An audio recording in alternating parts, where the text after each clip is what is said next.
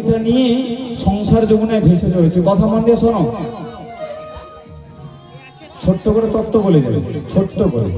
নৌকো বিলাসটা সম্পূর্ণ দেহ তত্ত্ব। নাচ আছে, গান আছে, হাসি আছে, কমেডি আছে, খেয়াল তামাশা সব কিছু আছে, কিন্তু মূল বিষয়টা ভুলে গেলে হবে না। নৌকো বিলাসটা কি, নৌকো বিলাস কেন আমরা শ্রবণ করবো, এর মূল সার্থকতা কি, আধ্যাত্মিকতা কি, তত্ত্ব কি? না দেহটা হলো নৌকা আর সংসারটা হলো যমুনা।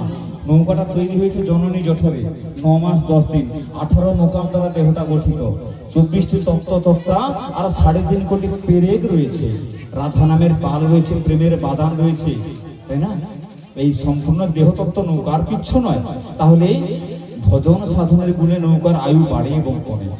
তাই এই দেহ নৌকাকে, সংসার যমুনাকে লঙ্ঘন করে ওপারে যেতে হবে। কারণ বলি, যদি ওপারে যাবো কেন, ওপারে যাবো কেন?